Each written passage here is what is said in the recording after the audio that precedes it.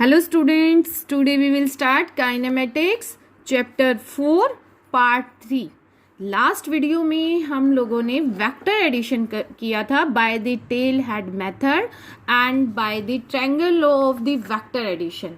आज हम बात करेंगे parallelogram law of the vector addition. ठीक है, सबसे पहले आपको वेक्टर पैरेललोग्राम्स के बारे में पता होना चाहिए. देखिए पैरेललोग्राम्स होता क्या है.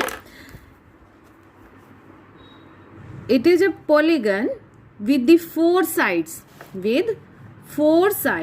such that opposite sides are parallel to each other and also they are equal to each other. ठीक है, opposite sides A B C D. opposite sides कैसे हो गई? AB और CD और AD और BC. तो in parallelogram AB parallel to आपकी CD होगी और AD पैरेलल टू CB होगी. राइट, आपके जितने भी रेक्टेंगल हैं या फिर स्क्वायर्स हैं, ऑल रेक्टेंगल एंड स्क्वायर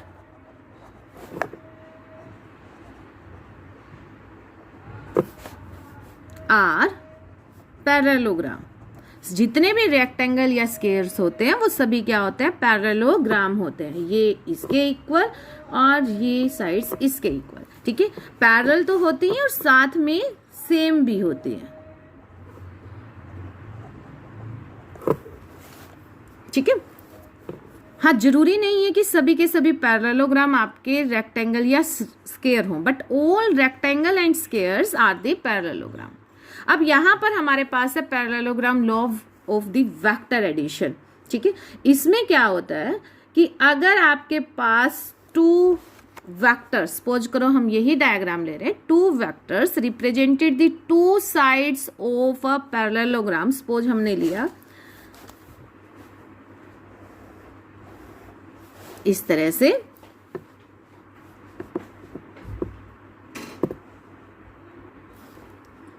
ये टू वेक्टर्स हैं आपका A B और यहां पर आपका D. ठीक है, AB and AD, these are the two vector A B which represented the two sides of a parallelogram. ठीक है, ये क्या शो कर रही हैं? आपकी पैरेललोग्राम की टू साइड्स को रिप्रेजेंट कर रही है. लेकिन इसमें यहाँ पर एक वर्ड और साथ में लगेगा, टू एडजेसेंट साइड्स, क्योंकि देखो साइड्स जो है वो ये और ये भी है. ठीक है, ये पॉइंट C हो गया.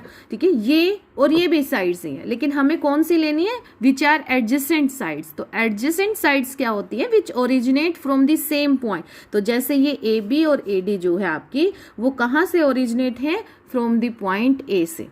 ठीक है, तो if two vectors represented the two adjacent sides of a parallelogram drawn from the same point, then their resultant is represented by the diagonal. ठीक है, तो जो उनका रिजल्टेंट होगा, ये सीधी आएगी बिल्कुल, तो जो उनका रिजल्टेंट होगा that is also represented by the diagonal which is originate from the same point. मतलब देखो डायगोनल इसका एक ये भी हो सकता है. ठीक है, ये भी डायगोनल है, लेकिन A और B का जो रिजल्टेंट होगा वो किससे दिया जाएगा? With the same adjacent resultant. Adjacent मतलब जो ओरिजिनेट हुआ है उसी सेम पॉइंट से. तो इसका मतलब इससे आपका क्या मिलेगा? आपको रिजल्टेंट मिलेगा. तो ये क्या हुआ आपके पास? R equal to A plus में B.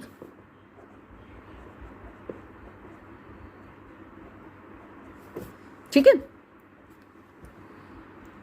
क्लियर? तो ये आपका पैरेललोग्राम लॉ है. अब चलते हैं. इफ टू वेक्टर्स, इसकी डेफिनेशन देखिए. If two vectors are represented in both direction and magnitude by the adjacent of the sides of a parallelogram drawn from a point, then resultant vector is represented both in magnitude and the direction by the diagonal of the parallelogram passing through the same point. ठीक है, तो वही definition है जो हमने यहाँ बताई. अब हम इसके लिए रिजल्टेंट की वैल्यू को फाइंड आउट करते हैं. ठीक है, तो रिजल्टेंट डेरिवेशन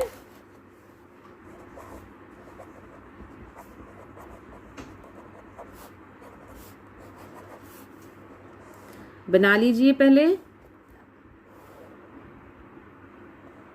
ये आपका पैरेललोग्राम हो गया ए बी सी डी. ठीक है, ये दो वेक्टर हो गए, ये ए वेक्टर और ये बी वेक्टर. ये हमने कहा कि इनका रिजल्टेंट होगा आर. आर इक्वल टू आपका ए प्लस में बी. लेकिन ये आया कैसे, अब हम ये देखेंगे. ठीक है, अब आपने ट्रायंगल लॉ ऑफ एडिशन पढ़ा था. ठीक है, बिल्कुल उसी की तरह ही सेम है. साथ में parallel shift of a vector भी पढ़ा हुआ है. आपको करना क्या है, सिर्फ इस वेक्टर को उठा के, जो ये बी वेक्टर है, इस बी वेक्टर को इसके बिल्कुल पैरेलल में यहां पर कंसीडर कर लो कि आपने शिफ्ट कर दिया है. ठीक है, ये जो बी वेक्टर है ये आपने क्या किया, यहां पर शिफ्ट कर रखा है. कर सकते हैं हम. कहने का मतलब ये कि जो बी सी है, बी सी भी आपके पास क्या होगा, एक तरह से बी वेक्टर ही होगा बाय द पैरेलल शिफ्ट. ठीक है, बी सी जो है वो क्या होगा, आपका बी वेक्टर ही होगा. ठीक है, क्यों, क्योंकि जो बी सी है वो पैरेलल टू ए डी है. ठीक है, यहां पर लिख भी सकते हो B C parallel to A D. So B C vector equal to A D vector equal to B vector. Right. अब हमें जैसे हमने ट्रायंगुलर लॉ में किया था वैसे ही सेम करना है. सी पॉइंट से आपको क्या करना है, परपेंडिकुलर ड्रॉ करना है ऑन दी ए वेक्टर. ठीक है, तो ये आपने परपेंडिकुलर ड्रॉ कर दिया एट पॉइंट एम. ठीक है, ये 90 डिग्री एंगल. अब ए वेक्टर और बी वेक्टर में देखो, यहां पर अगर मैं एंगल लेके चल रही हूँ, ये एंगल कितना है आपके पास, थीटा. एंगल कितना है, theta. Angle between the A and B. यहां पर इसकी डायरेक्शन जरूर बना लीजिए. ठीक है, तो यहां पर भी ए और बी वेक्टर में एंगल कितना होगा, आपका थीटा ही होगा. ये एंगल कितना हुआ, थीटा. अब सेम आप इसको भूल जाइए, ये कैसे बन गया आपके पास, एक तरह से जैसे आपका triangle law of vector addition था. तो सेम उसी की तरह ही करना है. In right angle triangle, in right angle triangle, सबसे पहले ये बड़े वाली ट्रायंगल ले लीजिए, ए एम सी. ठीक है, इसमें बाय द पाइथागोरस थ्योरम से आपके पास जो ए सी का स्क्वायर होगा वो क्या आ जाएगा आपके पास, ए एम का स्क्वायर प्लस में एम सी का स्क्वायर. राइट, ए सी का स्क्वायर, इसका मतलब आप बात कर रहे हैं आर का स्क्वायर, और ए एम का स्क्वायर. ए एम देखिए ए से लेके एम तक, तो ये क्या है, एक तरह से ए बी प्लस में बी एम का होल स्क्वायर प्लस में एम सी का स्क्वायर. ठीक है, अब यहां पर हमारे पास देखो ए बी की तो वैल्यू है ए. ठीक है, बट बी एम की वैल्यू हमारे पास नहीं है. सेम इसी तरह से हमारे पास एम सी की वैल्यू नहीं है. ठीक है, ये इक्वेशन हो गई आपके पास 1. तो इनकी जो वैल्यू है वो हम फाइंड आउट करेंगे by the right angle triangle. In right angle triangle B M C. ठीक है, ये वाली ट्रायंगल बी एम सी. ठीक है, इसमें ये एंगल आपका थीटा, ये 90 डिग्री. तो आप ट्रिग्नोमेट्री लगा दीजिए यहाँ पर. तो एम सी आपके पास क्या हो जाएगा, ये आपके पास बी है, बी वेक्टर, क्योंकि A D parallel to B C हमने किया हुआ है. ठीक है, तो ये आपके पास आ गया M C equal to B sine theta. Similarly आपके पास बी एम जो होगा वो क्या आ जाएगा, बी कोस थीटा आ जाएगा. ये वैल्यू जो है आप इक्वेशन 1 में पुट कर दीजिए. Put these values in equation 1. ठीक है, तो आर का स्केयर क्या हुआ आपके पास, R square equal to A B की वैल्यू देखिए क्या है, A B equal to A, तो ये हो गया आपके पास ए प्लस में बी एम की वैल्यू क्या है आपके पास, B M B cos theta, तो बी कोस थीटा एंड इसका होल स्केयर एंड प्लस में आपके पास एम सी की वैल्यू बी साइन थीटा, तो बी साइन थीटा एंड इसका स्केयर। इसको सॉल्व करो तो ये आपके पास आ जाएगा A square B square cos square theta plus में 2ab cos theta and B square sine square theta. अब B square sine square theta और B square cos square theta को एक साथ लिख लीजिए और कॉमन ले लीजिए, then sine square cos square sine square plus में कोस स्केयर क्या हो जाएगा आपका 1 हो जाएगा। तो ए स्केयर प्लस में बी स्केयर प्लस में 2ab कोस थीटा। ठीक है, ये आपके पास आर स्केयर की वैल्यू आई है, तो आर की वैल्यू आपके पास क्या आ जाएगी, ए स्केयर प्लस में बी स्केयर प्लस में 2ab कोस थीटा और इसकी क्या हो गई आपके पास 1/2। ठीक है, ये आपके पास आर का मैग्नीट्यूड है। ठीक है, तो इसको आप क्या लिख सकते हो, ये आपके पास ए स्केयर प्लस में बी स्केयर प्लस में 2a dot B, A dot B मैंने आपका लास्ट लेक्चर में भी बताया था, इन दोनों के बीच में ए वेक्टर और बी वेक्टर के बीच में अगर डॉट प्रोडक्ट है तो हम लोग क्या लिख सकते हैं, ए बी कोस थीटा लिख सकते हैं। ठीक है, और इसकी आपके पास हो गई 1/2। तो ये एक तरह से क्या है आपका ए वेक्टर प्लस में बी वेक्टर। ठीक है, इसका आपने क्या लिया square and then square root. ठीक है, यही आपने किया। ओके, तो ये आपके पास आ गया। देन आर अगर आप निकालें वेक्टर फॉर्म में तो ये आपके पास क्या आ जाएगा, ए वेक्टर यहां पर लिख दीजिए इसको, ए प्लस में बी। ठीक है, और इसका क्या ले लिया आपने, मोड ले लिया। ठीक है, तो आर की वैल्यू क्या आ गई आपके पास, ए प्लस में बी। ठीक है, मैग्नीट्यूड लेंगे तो मोड साथ में लगा देंगे, मैग्नीट्यूड नहीं लेंगे ठीक है तो मोड नहीं लगेगा, then this will be equal to this. ठीक है, तो ये हुआ आपके पास रिजल्टेंट आर की वैल्यू। अब हम निकालते हैं इसकी डायरेक्शन। तो डायरेक्शन देखिए यहाँ पर आर की, यहाँ मैंने बताया था कि डायरेक्शन किसके साथ, हॉरिजेंटल। हॉरिजेंटल में आपके पास वेक्टर कौन सा है, ए वेक्टर है, तो एंगल कितना बना, ये आपके पास सपोज करो अल्फा बना। ठीक है, तो ये एंगल जो अल्फा है हमें किसकी फॉर्म में निकालना, फॉर द डायरेक्शन टेंजेंट की फॉर्म में। ठीक है, तो फॉर द डायरेक्शन ऑफ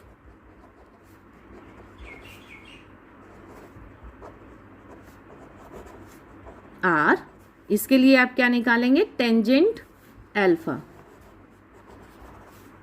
ठीक है, तो टेंजेंट अल्फा देखिए किसके इक्वल है, टेंजेंट अल्फा। अब आप ये बड़े वाली राइट ट्रायंगल ले लीजिए ए एम सी, तो इसमें क्या आ जाएगा आपके पास, एम सी डिवाइड बाय में आपका A M equal to tangent alpha. तो ये आपके पास tangent alpha M C divide by में ए एम। ठीक है, एम सी की वैल्यू जो है वो है हमारे पास बी साइन थीटा, तो ये आ गया आपका ए एम। ए एम की वैल्यू आपके पास ए प्लस में बी कोस थीटा।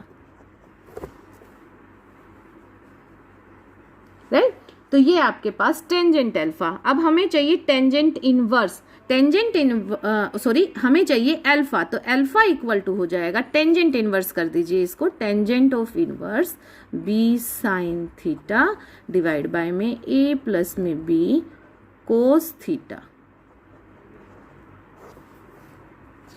ठीक है, अब इसमें आप अगर केस लगाना चाहे तो केस भी लगा सकते हैं। कैसे कि अगर आपके पास एंगल थीटा है वो क्या हो जाए, दोनों एंगल्स के बीच में 0 डिग्री हो जाए। ठीक है, तो आपके पास क्या हो जाएगा, केस 1 थीटा क्या हो जाए अगर 0 डिग्री, मतलब दोनों के दोनों वेक्टर्स क्या हैं, they act in along a same direction along a line. ठीक है, तो आपके पास देखो आर की वैल्यू क्या आ गई, यहाँ पर थीटा की वैल्यू आपके पास 0। ठीक है, तो कोस 0 क्या होता है 1, कोस 0 अगर 1 है तो आर की वैल्यू क्या आ गई आपके पास, ए स्केयर प्लस में बी स्केयर प्लस में 2ab एंड देन इसकी क्या हो गई आपके पास 1/2। ठीक है, टेंजेंट अल्फा क्या हो जाएगा आपके पास, टेंजेंट अल्फा यहाँ पर 0 डिग्री पुट कर दीजिए। ठीक है, तो बी साइन आपका 0 0। ठीक है, तो आपके पास अल्फा की वैल्यू क्या आ जाएगी 0। ठीक है, सिमिलरली अगर आपको सपोज करो एंगल यहाँ पर थीटा जो है आपका 180 डिग्री हो जाए, तो आप कैसे करेंगे।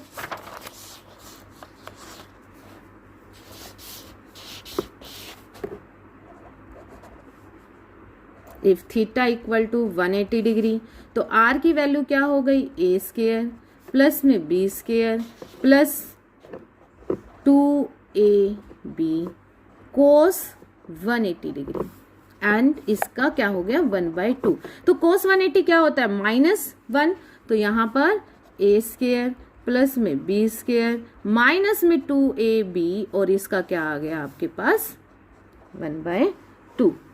ठीक है, तो ये आपके पास क्या हो जाएगा ए माइनस में बी का square and then square root. तो आर की वैल्यू क्या आ गई आपके पास ए माइनस में बी। ठीक है, ए माइनस बी, या आप क्या लिख सकते हो आर वेक्टर की फॉर्म में ए वेक्टर माइनस में बी वेक्टर। ओके, सेम आपका जो अल्फा होगा, अल्फा की वैल्यू क्या आ जाएगी आपके पास tangent of inverse sine 180 degree. तो साइन 180 डिग्री भी क्या होता है 0 डिग्री। ठीक है, तो ये आपके पास डायरेक्ट आप लिख दीजिए तो भी आपके पास अल्फा क्या आया 0 डिग्री आया। ठीक है, तो ये था आपका पैरेललोग्राम लॉ। अब उसके बाद आपका आता है polygon law of the vector addition. Polygons क्या होते हैं कि जिसके आपके नंबर ऑफ साइड्स हों। ठीक है, अब हम क्या कंसीडर करेंगे कि सपोज करो ये हमने एक कंसीडर कर लिया O A B C D E F G O. ठीक है, ये एक हमने पॉलीगन कंसीडर कर लिया। Polygon law of vector addition में हमारे पास जो वेक्टर्स होते हैं they represented the sides of the polygon. तो सपोज करो ये जो साइड्स हैं ओ ए, ये रिप्रेजेंट कर रहा है आपको ए वेक्टर से, ए बी जो है वो कर रहा है बी वेक्टर से, बी सी जो है वो कर रहा है सी वेक्टर से, सी डी जो है वो है डी वेक्टर, डी ई जो है वो है आपका ई वेक्टर, ई एफ जो है वो है आपका एफ वेक्टर और एफ जी जो है आपका वो है जी वेक्टर। ठीक है, तो according to polygons law of vector addition जाने से पहले आप टेल हेड मेथड याद कीजिए, बिल्कुल सेम उसी की तरह। कितनी भी नंबर ऑफ वेक्टर्स क्यों ना होते आपके, हमने क्या कहा था कि bye the tail head method first vector की टेल और लास्ट वेक्टर के हेड को मिला दीजिए। ठीक है, तो ये फर्स्ट वेक्टर ए वेक्टर की टेल और ये जो एफ जी आपको जी वेक्टर है इसका क्या है आपके पास हेड है, तो इसको अगर हमने मिलाया तो साइड्स कौन सी आई ओ जी। ठीक है, ओजी क्या है इस पॉलीगन की क्लोज साइड्स है। ठीक है, तो इसका मतलब जो आपका रिजल्टेंट है वो किससे दिया जा रहा है बाय दी ओजी से दिया जा रहा है। ठीक है, टेल हेड मेथड पे जाइए, बिल्कुल सेम उसी की तरह ही। अब इसी को ही हमने पॉलीगन लॉ बना दिया। पॉलीगन लॉ के अकॉर्डिंग क्या हुआ कि अगर नंबर ऑफ वेक्टर्स जो आपके रिप्रेजेंट कर रहे हैं sides of the polygon represent कर रहे हैं, तो जो रिजल्टेंट है वो आपका bye the closing sides in the opposite manner दिया जाएगा। अपोजिट मैनर कैसे, देखो ये इसकी डायरेक्शन ये, फिर ये, फिर ये, फिर ये, फिर ये, फिर ये, फिर ये। ठीक है, अब कैसे आनी थी, इसी तरह से आनी थी, लेकिन डायरेक्शन क्या है ये। ठीक है, इस तरह से। ठीक है, तो if a number of vectors are represented both in magnitude and direction by the sides of a polygon taken in the same order, then the resultant is represented both in magnitude and the direction by the closing sides of the polygon taken in the opposite direction. ठीक है, right. तो ये क्या आ गया हमारे पास polygon law of vector addition आ गया। तो यहां पर आपके पास क्या आएगा जी इक्वल टू ए प्लस में बी प्लस में सी प्लस में डी प्लस में ई और प्लस में क्या आ गया आपके पास एफ वेक्टर आ गया। ठीक है, और जी आपके पास क्या है रिजल्टेंट वेक्टर। तो रिजल्टेंट वेक्टर को आप लोग कैसे रिप्रेजेंट करते हैं आर से, तो R equal to G vector. ठीक है, तो ये है आपका पॉलीगन्स लॉ। ओके,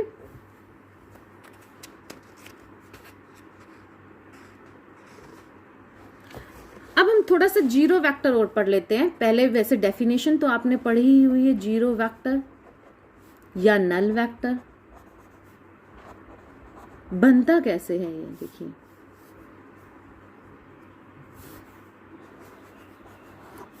सपोज करो मैं कोई भी दो वेक्टर्स है वो इस तरह से मैंने ले लिए, represented the two sides of a triangle, ठीक है, ओ ए बी।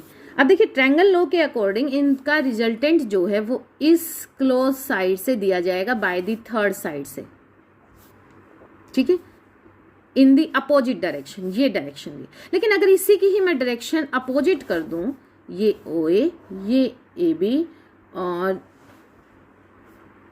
ये, ठीक है, ओ ए बी, ठीक है, इसमें आपके पास जो आर है वो क्या है, ए प्लस में बी है, आर क्या है, ए प्लस में बी, और इसमें आपके पास जो है ओ बी, ये ए वेक्टर, ये बी वेक्टर, और ये क्या है आपके पास, सपोज करो हमने लिया सी लगा के चलिए इसको सी वेक्टर, ठीक है। तो इसमें आपके पास ओ ए वेक्टर प्लस में ए बी वेक्टर, डायरेक्शन जरूर रिप्रेजेंट करने क्योंकि डायरेक्शन का ही सारा खेल है। अब यहाँ पर देखिए इन दी सेम मैनर्स हमने डायरेक्शन ले रखी है सी वेक्टर की, ठीक है। तो ओ ए प्लस में ए बी प्लस में बी ओ बी ओ, ये आपका इक्वल टू 0 हो जाएगा, ठीक है। क्यों? क्योंकि सेम मैनर्स में आपने ये लिया हुआ है, ठीक। तो ये एक तरह से आप कह सकते हो कि जो सी की वैल्यू है या ए प्लस में बी प्लस में सी इक्वल टू 0। तो यहाँ से देखो सी की जो वैल्यू है वो क्या आती है, माइनस में ए प्लस में बी, ठीक है। तो जब सी वेक्टर आपके पास क्या आ गया, ए प्लस बी का नेगेटिव में आ गया आंसर, तो इसका मतलब इन दोनों का जो भी रिजल्टेंट होगा वो क्या होगा, देखो इस तरह से इस डायरेक्शन में होगा। सी वेक्टर आर को क्या कर देगा, आपका कैंसिल कर देगा, ठीक है। तो C vector equal to minus A plus में बी, और यहाँ पर जो A plus B plus C होगा वो क्या हो जाएगा, आपका 0 हो जाएगा। और कोई एग्जाम्पल ले लीजिए, अगर हम सेम डायरेक्शन में चलते जाएं इन द सेम मैनर, ये ऐसे ऐसे, ठीक है, अब ये ऐसे, ठीक है, ये आपके पास ओ ए बी सी ओ, ठीक है, ये आपके पास सपोज करो एक पैरेललोग्राम है या कुछ भी है, ठीक है, represented the vector A B C और डी, ठीक है। तो यहाँ पर देखो ये पूरा का पूरा क्लोज्ड हो गया आपका, और इन द सेम मैनर्स तो ए प्लस में बी प्लस में सी प्लस में डी वेक्टर ये आपके पास क्या हो जाएंगे, इक्वल टू 0 हो जाएंगे। या आप कह सकते हो कि जो ए प्लस में बी प्लस में सी है ये आपका क्या हुआ, माइनस डी है, ठीक है, माइनस डी वेक्टर, ठीक है। और यहाँ पर इनका जो रिजल्टेंट होगा वो किससे रिप्रेजेंट किया जाएगा, वो एक तरह से ये डी का इन दी अपोजिट डायरेक्शन में, तो डी क्या हो गया ये आपके पास माइनस में आर हो गया,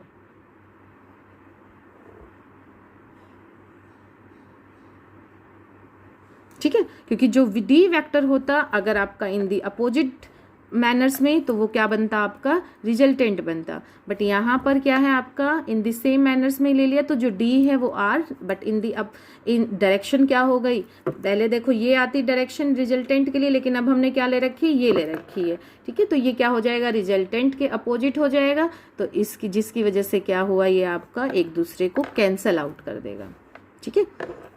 ये minus D equal to R, ठीक है, यहाँ पर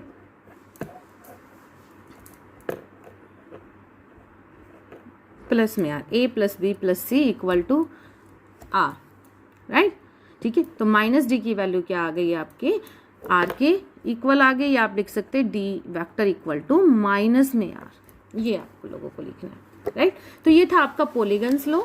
अब है उसके बाद properties of the vector addition. सबसे पहले कॉम्यूटेटिव में क्या होता है कि अगर आपने दो वेक्टर्स लिए हुए हैं ए और ये आपके पास वेक्टर है बी, ठीक है, तो ये देखिए इनका रिजल्टेंट वेक्टर क्या होगा, ये होगा आर, ठीक है, R equal to A plus में बी, यही हमने किया by the triangle law, okay.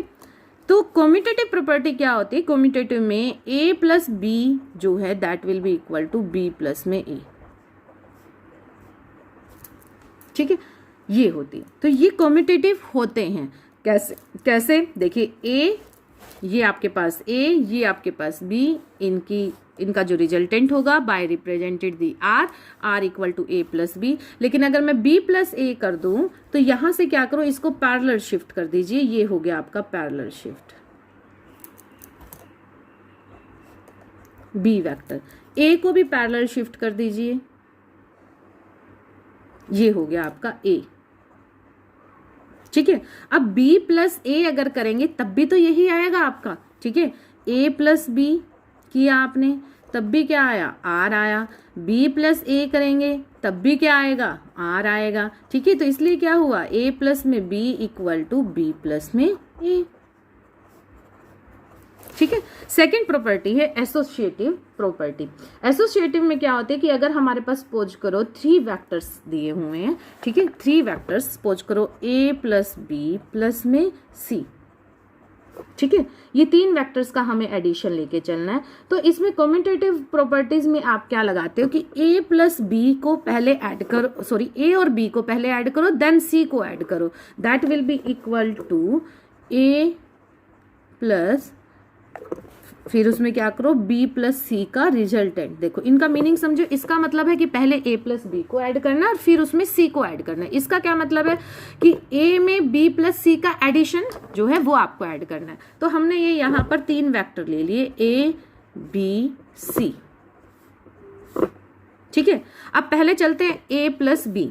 a plus B का रिजल्टेंट आपके पास आया ये, ठीक है, ये क्या आ गया आपके पास a प्लस में b, ठीक है। उसके बाद जब आप a प्लस बी में, इसमें जब आप ये c वेक्टर ऐड करोगे, a प्लस बी में c वेक्टर ऐड करोगे तो रिजल्टेंट क्या हो जाएगा, ये, ठीक है। तो ये क्या हो गया, आपका नाम भी दे दीजिए यहाँ पर o a b c, ठीक है। ये अब आपके पास क्या आ गई, एक तरह से रिजल्टेंट, ठीक है, r equal to a plus में b और प्लस में c, ठीक है। ये r क्या आ गया आपके पास, a प्लस b इसका और इसका रिजल्टेंट, ठीक है। तो a plus b equal to O B vector, ठीक है।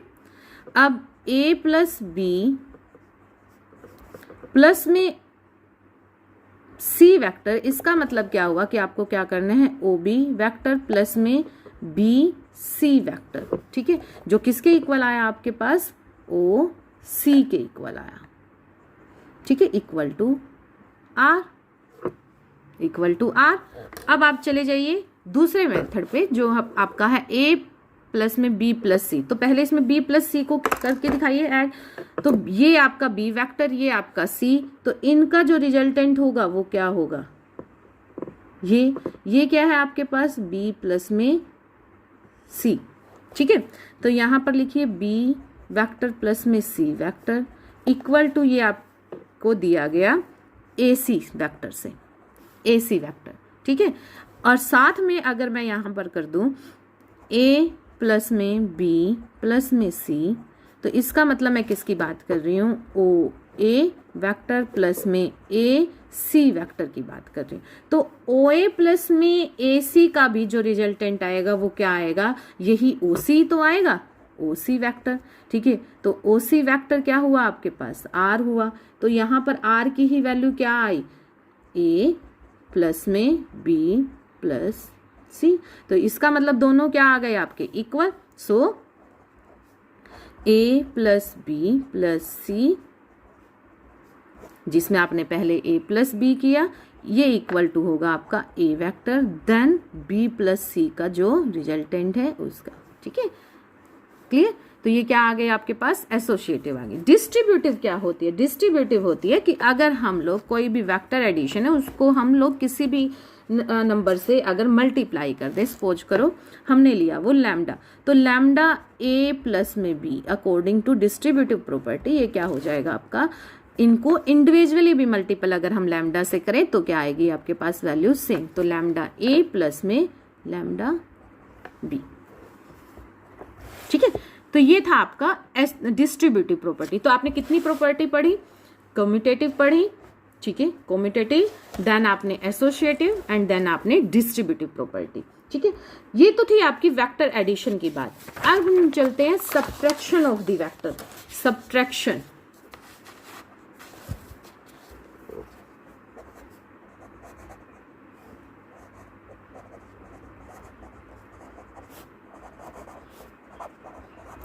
Subtraction of vectors. ठीक है, अब देखिए कोई भी दो वेक्टर्स ले लीजिए आप।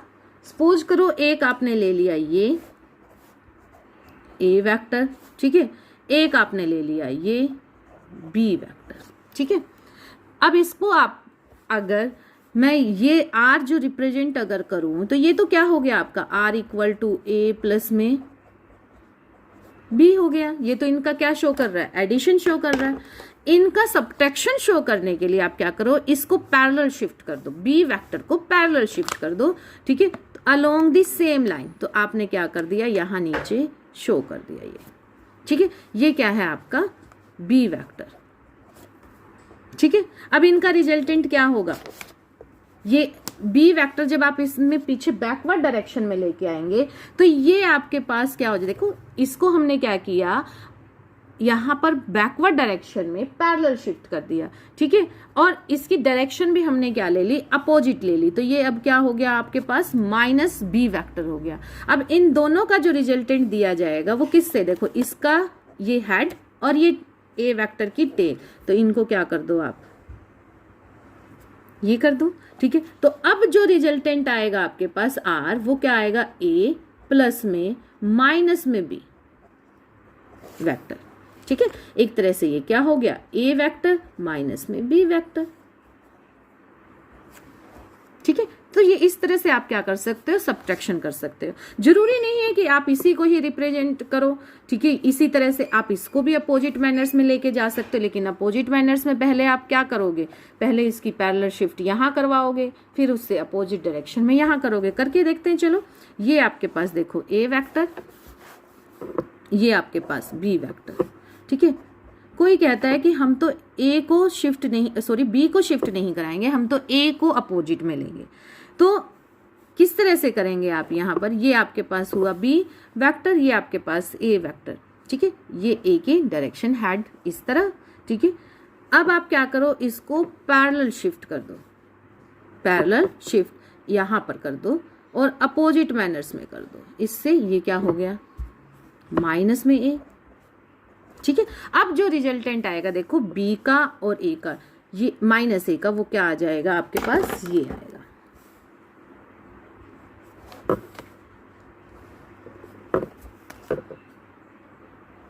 ठीक है,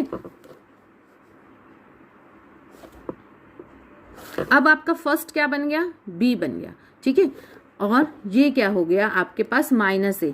ठीक है, तो ये आपके पास जो रिजल्टेंट आएगा वो क्या आएगा आपके पास, बी प्लस में माइनस ए आपने किया, बी प्लस में माइनस ए। ठीक है, तो ये एक तरह से क्या आ गया आपके पास, R vector equal to B minus में ए। ठीक है, तो ये डिपेंड करता है कि आप किसको किस तरफ से अपोजिट डायरेक्शन में लेके जा रहे हो, कौन सा आप रिजल्टेंट लेके जा रहे हो। ठीक है, तो ये था आपका सब्ट्रैक्शन ऑफ दी वेक्टर्स। तो आज के लिए इस वीडियो में इतना ही। If you like it then subscribe my channel. Thank you.